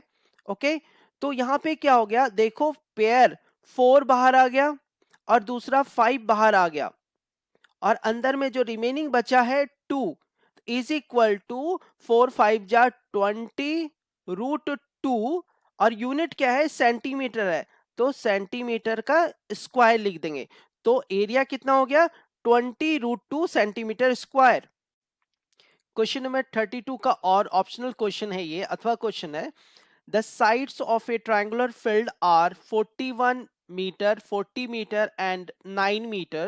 Find the number of rose bed that can be prepared in the field if each rose bed on an average covers 900 square centimeter space. कह रहा है एक त्रिभुजाकार खेत की बीमाएं दी हुई है 41 मीटर, 40 मीटर और 9 मीटर। इस खेत में तैयार की जा सकने वाली फूलों की क्यारियों की संख्या ज्ञात कीजिए। यदि एक क्यारी औसतन 900 वर्ग सेंटीमीटर जगह घेरती है, इसका मतलब एरिया निकालना है। तो सबसे पहले एस निकाल लो। एस इज इक्वल टू क्या हो जाएगा, 41 plus 40 plus 9 by 2 is equal to हो जाता है आपको 90/2 इज इक्वल टू 45। तो एस 45 निकल गया। यूजिंग हीरोन्स फॉर्मूला एरिया निकालते हैं। तो एरिया क्या होता है, एरिया का फॉर्मूला था S into S minus A S minus B, ठीक है, और एस माइनस सी। तो सपोज करो कि 41 को ए माना है, 40 को बी और सी माना है 9 को, तो उसके कॉरिस्पॉन्डिंग वैल्यूज आप इसमें पुट करना शुरू कर दो। तो क्या हो जाएगा, एस की जगह क्या है 45 और मल्टीप्लाई 45 में ए जाएगा, 45 में 41 चला गया 4 हुआ। नाउ 45 में 40 माइनस करो, तो 40 जैसे माइनस करोगे तो आपको यहाँ पे होगा 45 में 40, तो यहाँ हो गया 5, देन मल्टीप्लाई 45 में 9 माइनस कर रहे हैं, तो 45 में 9 माइनस करोगे तो होगा 36। नाउ अब क्या करते हैं, इसके फैक्टर्स लिखना शुरू करो अंदर में। तो फैक्टर्स देखो क्या हो जाएगा, यहाँ पे 45 है तो लिख सकते हो 9 इंटू 5, 45 इंटू 4 इंटू 5। अब देखो ये 36 को क्या लिख सकते हैं, 9 इंटू 4। अब देखो यहाँ पे जब बाहर निकालोगे तो पेयर्स निकालते हैं। पेयर क्या होगा, एक 9 है, दूसरा पेयर आपको 5 है और तीसरा पेयर जो है वो है 4। 5 4 जा 20 इंटू 9, ये हो जाएगा देखो 180, क्या हो जाता है 180 मीटर स्क्वायर। अब उसके बाद क्या कहता है कि वो कह रहा है कि if each rose bed on an average covers 900 square centimetre, ये देखो हमने मीटर में निकाला है और ये क्या है आपको स्क्वायर सेंटीमीटर में दिया हुआ है। तो एरिया को सबसे पहले आप क्या कर लो कि सेंटीमीटर में कन्वर्ट करेंगे, ओके। और क्या कर रहा है, रोज बेड, एक रोज बेड एक जो है इतना स्पेस लेता है, तो इस एरिया में कितने होंगे, तो नंबर ऑफ रोज बेड, ठीक है। तो यहां पे लिख लेंगे नंबर ऑफ रोज बेड क्या हो जाएगा अपना, यहां से number of rose bed is equal to area कितना दिया हुआ है देखो 180 मल्टीप्लाई, इसको आपको क्या करना है सेंटीमीटर में चेंज करना है।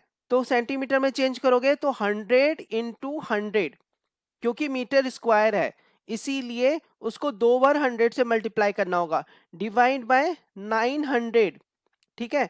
अब इसको 10 कट गया तो ये वाला 100 एक 100 खत्म हो गया। अब 9 से इसको डिवाइड करो, 9 2 जा 18 और 0, तो नंबर ऑफ रोज बेड कितना हो जाएगा 2000।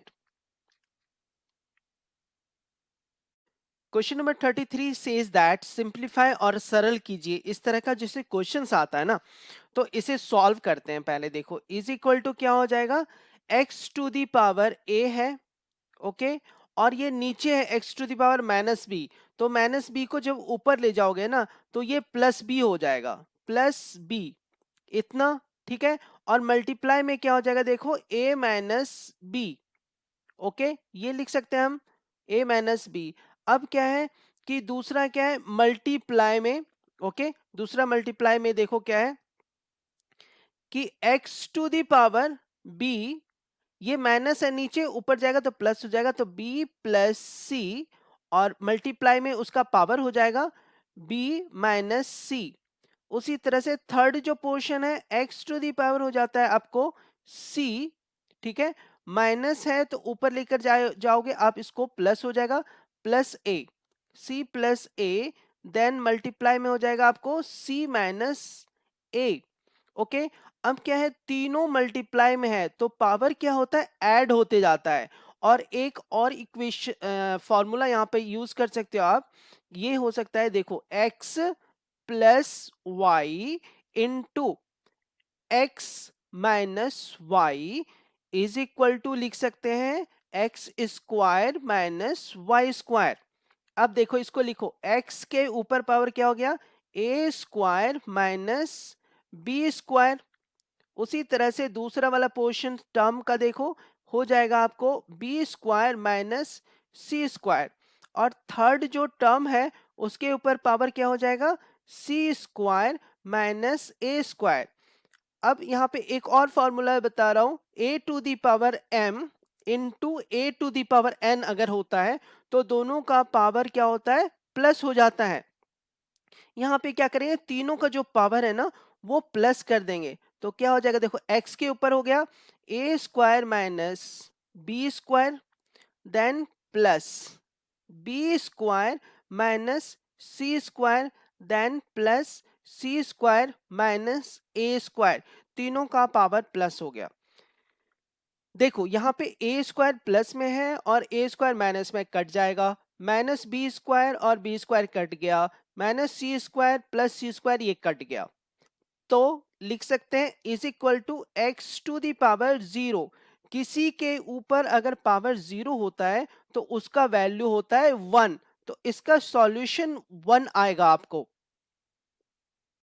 क्वेश्चन नंबर 33 का और ये अथवा क्वेश्चन है। इसमें पूछ रहा है कि express 0.6 to the power bar plus 0.47 to the power bar in the form of p by Q where q is not equal to zero को p बाई क्यू के रूप में व्यक्त कीजिए जहां p और q पूर्णांक है तथा q is not equal to zero. तो क्या करते हैं सबसे पहले 0.6 को करते हैं, तो सपोज करेंगे क्या करेंगे x बराबर 0.6 पे बार, तो जितने भी टर्म रिपीट करेंगे ना उतने जीरो वाले से मल्टीप्लाई, जैसे एक टर्म रिपीट कर रहा है तो 10 से मल्टीप्लाई करेंगे बोथ साइड्स को। ठीक है, तो 10 से जब मल्टीप्लाई करोगे ना तो लिखेंगे 10x इज इक्वल टू ये क्या हो जाएगा 6.6 पे बार। ओके, अब इन दोनों को क्या करते हैं माइनस कर देते हैं, तो माइनस करेंगे तो क्या हो जाएगा देखो 9x is equal to 6, x is equal to हो जाएगा 6/9। ओके, तो 6/9 को आप लिख सकते हो 3 2 जा 6 और 3 3 जा 9 इज इक्वल टू 2/3। ओके, एक पार्ट तो हो गया आपका। अब दूसरे पार्ट में क्या करते हैं कि अगर let y is equal to 0.47 पे बार मानते हैं, तो यहाँ पे दो डिजिट रिपीट कर रहा है तो क्या करेंगे 100 से मल्टीप्लाई करेंगे बोथ साइड से, बोथ साइड तरफ 100 से मल्टीप्लाई कर दो तो 100y इज इक्वल टू ये क्या हो जाएगा देखो 47 आगे आ जाएगा और 47 पे बार, इन दोनों को माइनस कर दो। जैसे ही माइनस करोगे ना ये हो जाएगा 99y is equal to 47, then y is equal to 47/99। अब क्या है कि जो दिया हुआ है ना उसे आप लिखो 0.6 to the power bar plus 0.47 to the power बार।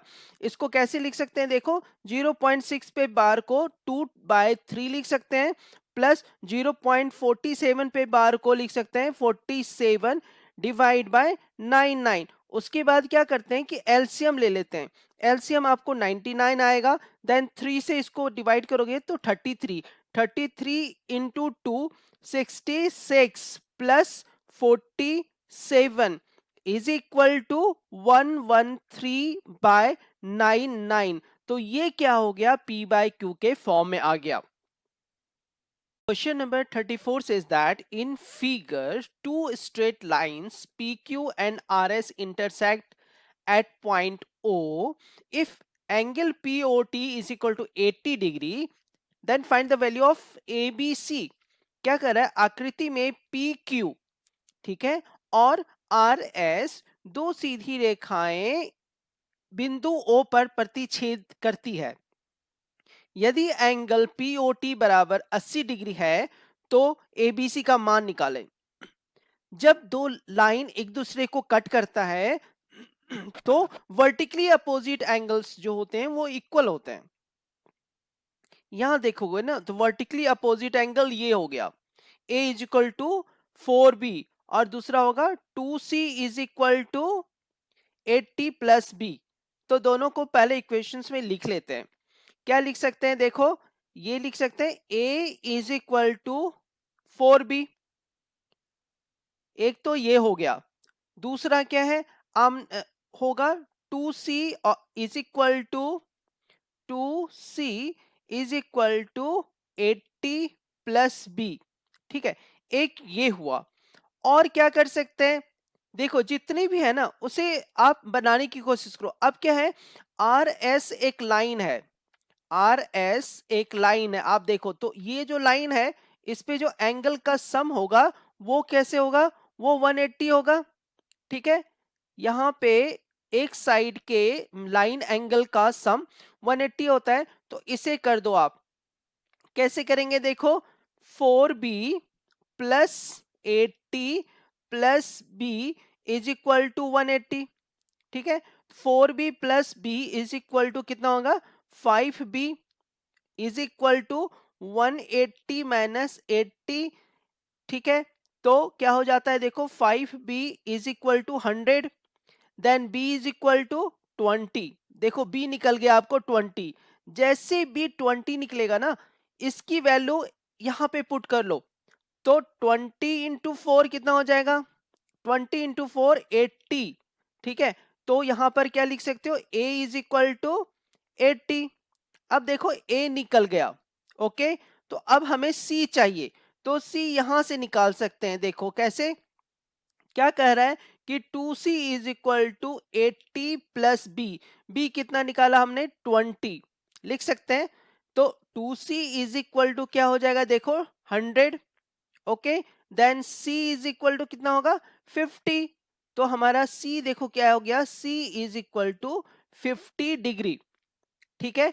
तो यहाँ पे क्या है, देखो A is equal to 80 degree, B is equal to 20 degree and C is equal to 50 degree. Question number 35 says that in the right angle triangle ABC, right angle at C, M is the midpoint of the hypotenuse AB. C is joined to M and produced to a point D such that DM is equal to CM. Point D is joined to point B shows that, ये सारे हमें proof करने हैं। क्या करना है कि एक समकोण त्रिभुज एबीसी में जिसके कोण सी समकोण है, एम कर्ण AB का मध्य बिंदु है, C को M से मिलाकर D तक इस प्रकार बढ़ाया गया है कि DM बराबर CM। बिंदु D को बिंदु B से मिला दिया जाता है। दर्शाइए कि, ओके इसमें फर्स्ट क्वेश्चन स्टार्ट करते हैं। फर्स्ट क्वेश्चन है कि ट्रायंगल AMC कंकरेंट्स दिखाना है ट्रायंगल BMD। तो दोनों ट्रायंगल्स को पहले ले लेते हैं, दोनों में देखते हैं क्या क्या कॉमन है। सबसे पहले बताया गया है कि M जो है ना वो मिड पॉइंट है AB का। तो AB का अगर मिड पॉइंट है तो देखो AMC, एक तो ये ट्रायंगल है, देखो एक इधर वाला ये ट्रायंगल है और दूसरा ये वाला ट्रायंगल है, ठीक है। तो इन दोनों में से आप जो भी है उसे लिखते जाएंगे कॉमन्स, ओके। तो AM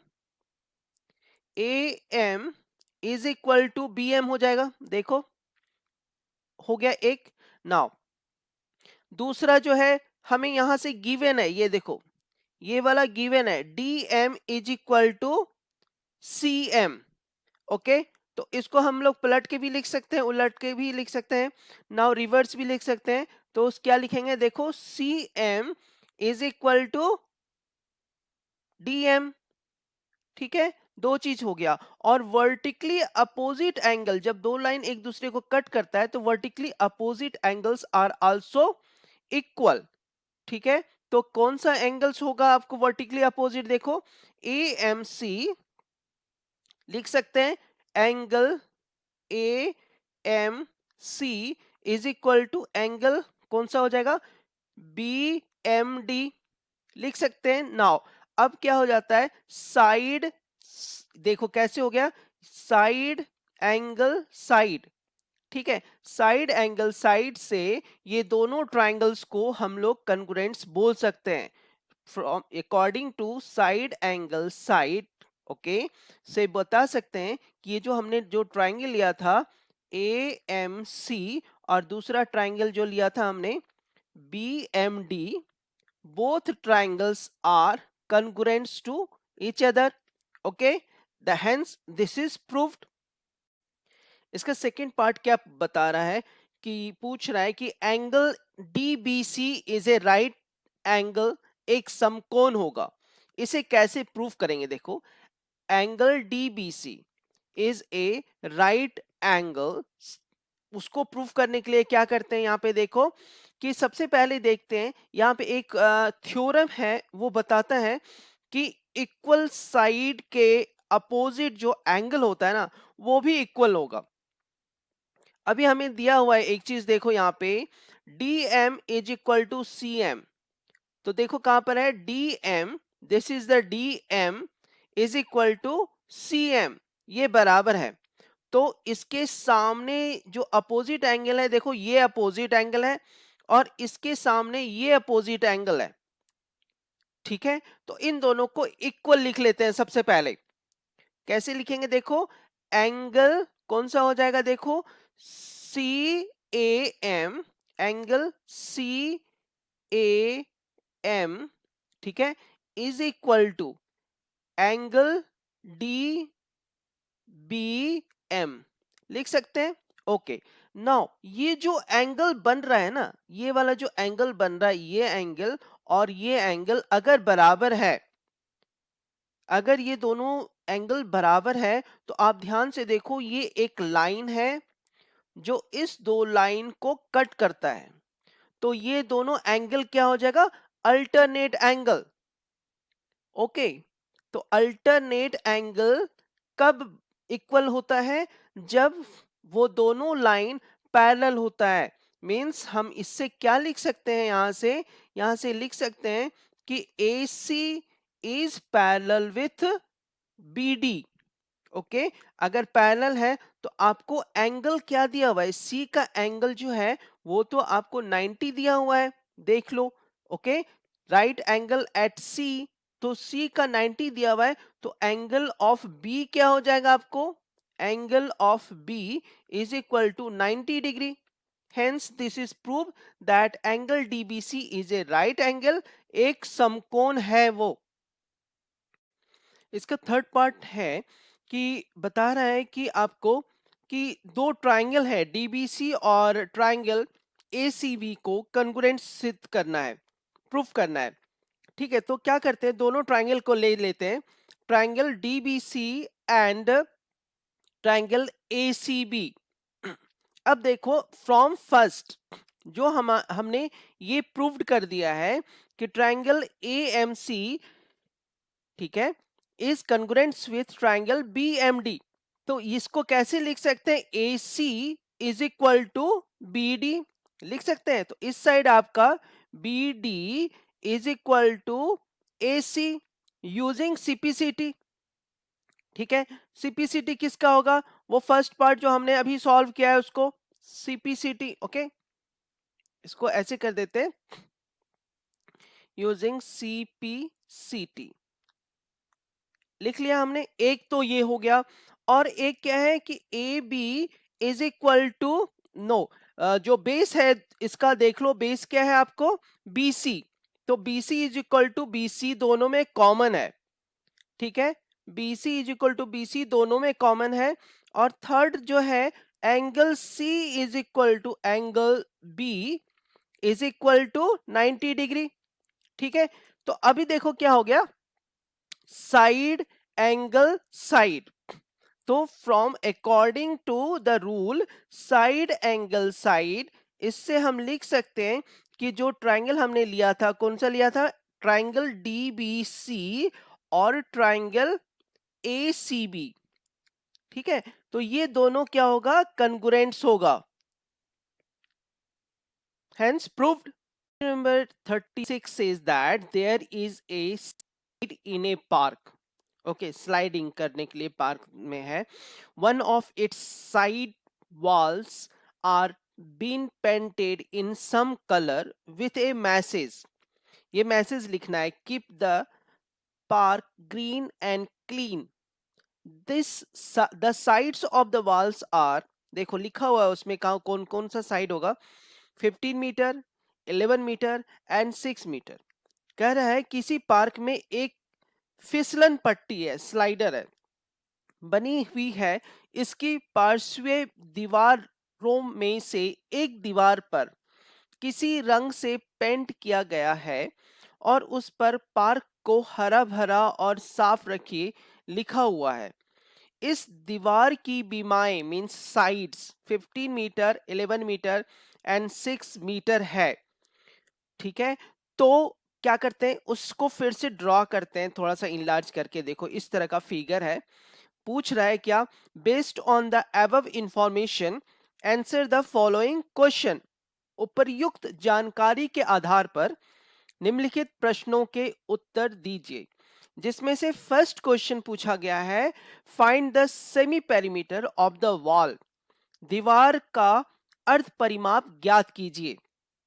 देखो ये हीरोन्स फॉर्मूला चैप्टर से है और हमें पता है फॉर्मूला क्या होता है अर्ध परिमाप या सेमी पेरीमीटर का, होता है S is equal to A plus B plus C divide by 2, ठीक है। सपोज करो हमने इसको एज्यूम कर लिया साइड को A, then this is B और दिस इज C, अगर एज्यूम किया है तो यहाँ पे उसको पुट कर दो। तो जैसे आप पुट करोगे ना, इज इक्वल टू A के जगह 15, B के जगह पर 11 और C के जगह पर 6 divide by 2 is equal to 32 divide by 2, तो यहां से क्या हो जाएगा, is equal to 16।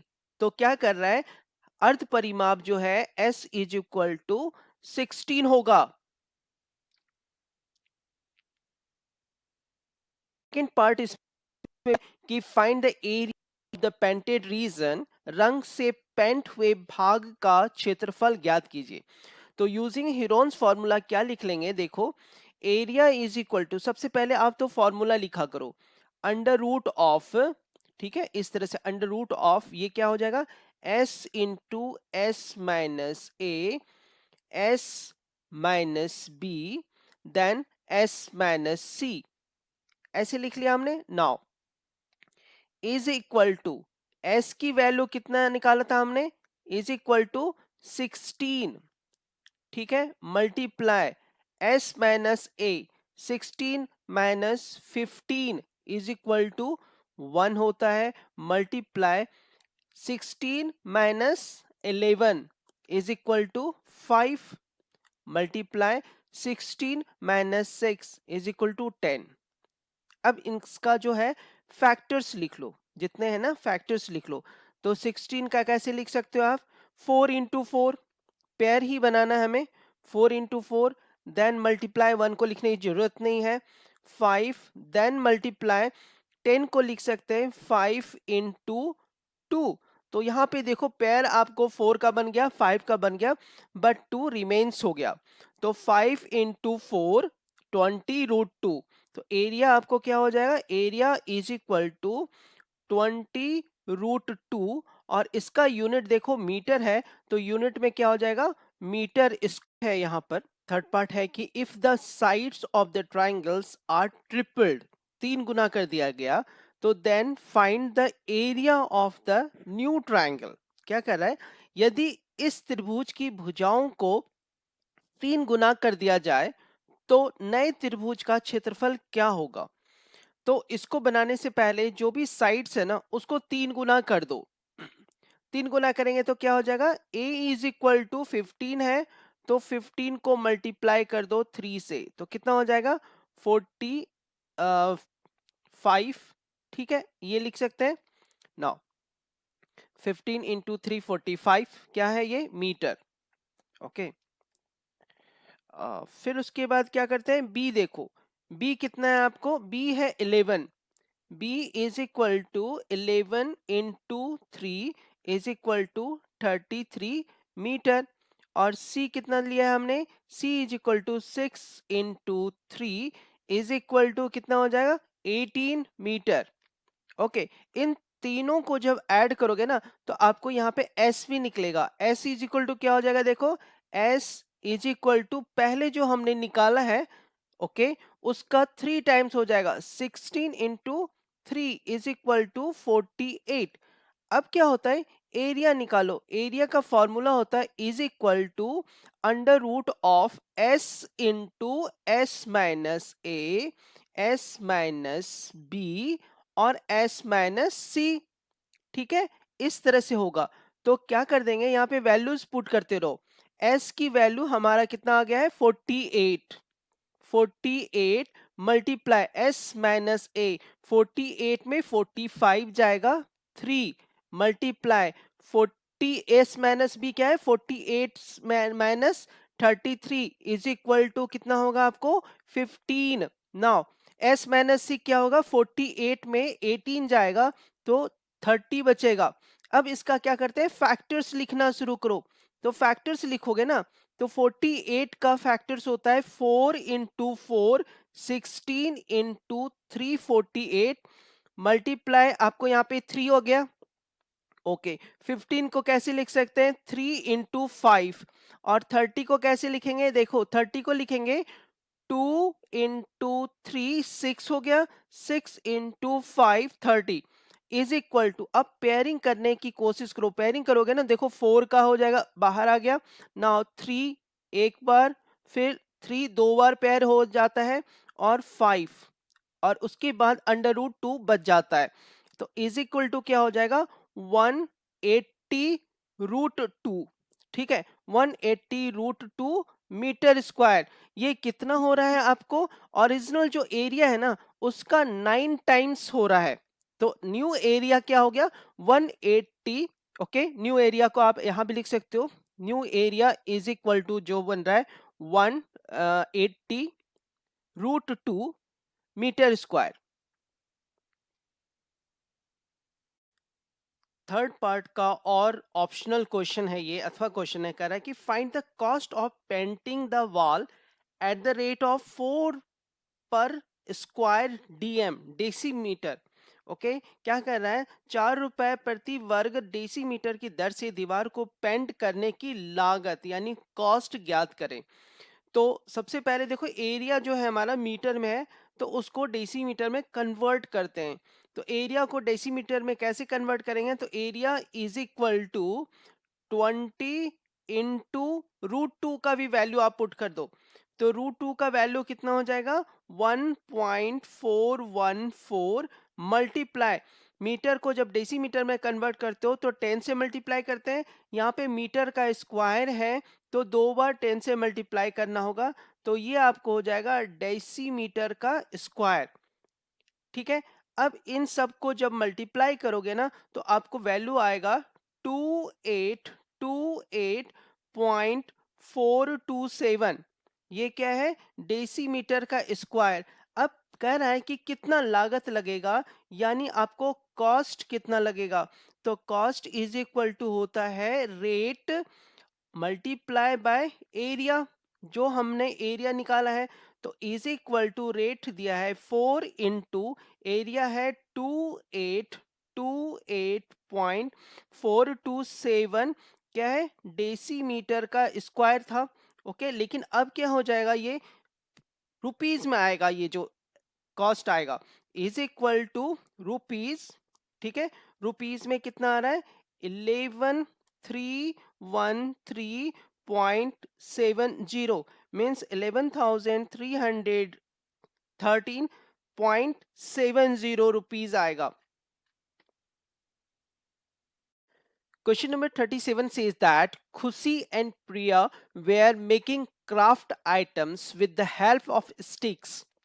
Sticks A, B, C, D, and E, F intersect at point O and makes angles as shown in the given figure. खुशी और प्रिया छड़ियों की सहायता से शिल्प वस्तुएं बना रही है। छड़ियां ए बी सी डी और ई एफ बिंदु ओ पर प्रतिच्छेद करती है तथा आकृति में दिखाए अनुसार कोण बनाती है। ठीक है, तो ये जो फिगर है थोड़ा इनलार्ज करके बनाते हैं इसे ताकि और भी विजिबल हो पाए। उसमें क्या पूछ रहा है आपसे, based on the above information answer the following questions. उपर्युक्त जानकारी के आधार पर निम्नलिखित प्रश्नों के उत्तर दीजिए, जिसमें फर्स्ट क्वेश्चन है आपको find the value of D, कोण डी का मान ज्ञात करें। तो देखो ये जो कोण डी है ना, ये आपको कहां पर मिलेगा, ये सी डी एक लाइन है, अगर सी डी एक लाइन है तो उसके एक साइड के सारे एंगल कोणों का योग कितना होगा 180 के बराबर। ठीक है, तो इसे पहले लिखते हैं, क्या क्या हो जाएगा देखो 110 plus 40 plus D is equal to 180, लिख सकते हैं ऐसे। ओके, 110 और 40 मिलके होता है 150 plus D is equal to 180, तो डी लिख सकते हैं, डी इज इक्वल टू कितना हो जाएगा 180 माइनस 150, तो डी का वैल्यू कितना आएगा आपको 30 डिग्री। ठीक है, तो angle D is equal to 30 degree. अब देखो इसका सेकेंड पार्ट करते हैं, तो सेकेंड पार्ट में कहता है कि right reason for B is equal to 40 degree, B is equal to 40 degree का कारण लिखिए। तो सबसे पहले क्या करते हैं, जो भी एंगल्स है ना, जो जो आता है उसकी वैल्यूज भी लिखते जाते हैं। ठीक है, तो यहां पे लिख लेते हैं A is equal to B, okay, B is equal to जो जो एंगल है, C is equal to and D is equal to कौन सा एंगल होगा। तो अभी हमने निकाला है, इससे पहले जो एक क्वेश्चन था उसमें डी निकाला हमने, D is equal to 30 degree. अब देखो जब दो लाइन एक दूसरे को कट करता है ना, जब दो लाइन एक दूसरे को कट करता है तो उसका जो वर्टिकली अपोजिट एंगल्स होता है वो इक्वल होता है। ठीक है, यहां पे देखो क्या है, आपको दो लाइन जो कट कर रहा है बी के लिए, यहां इस तरह से आपको, ठीक है, फर्स्ट लाइन है ई एफ, इस तरह से ई एफ, ई एफ एक लाइन ये है, और दूसरी लाइन जो इसे कट कर रहा है आपको ए बी, ठीक है, ये बी और यहां से ए। जब ये एक दूसरे को कट करता है ना, तो इसका वर्टिकली अपोजिट एंगल ये वाला, ये ऑलवेज बराबर होगा। ठीक है, रीजन क्या है इसका, वर्टिकली पूछा है आपको, देखो रीजन, रीजन क्या होगा, vertically opposite, vertically opposite angle. ठीक है, vertically opposite angles are equal. Okay, तो इससे क्या निकाल सकते हो, B इज इक्वल टू कितना हो जाएगा देखो 40 डिग्री, तो B is equal to 40 degree हो गया। अब A is equal to D, A is equal to D होगा, तो A इज इक्वल टू कितना होगा 30 डिग्री, हमने लिख लिया इस तरह से।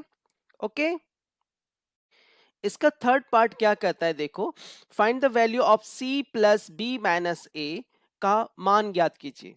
तो अभी देखो क्या होता है यहाँ पे, C जो सी डी लाइन है और ए बी लाइन है दोनों कट कर रहा है, तो vertically opposite angle C is equal to 110 हो जाता है, 110 डिग्री हो जाएगा। C is equal to 110 degree निकल गया हमारा। ओके, अब यहाँ पे वैल्यूज पुट करो, क्या है देखो C प्लस बी माइनस ए, तो C के जगह पे 110 प्लस बी के जगह पे 40 और ए के जगह पे 30, तो क्या हो जाएगा देखो, is equal to 150 minus 30 is equal to 120 degree. Third part का और ऑप्शनल क्वेश्चंस है, प्रूव दैट, सिद्ध कीजिए कि ये।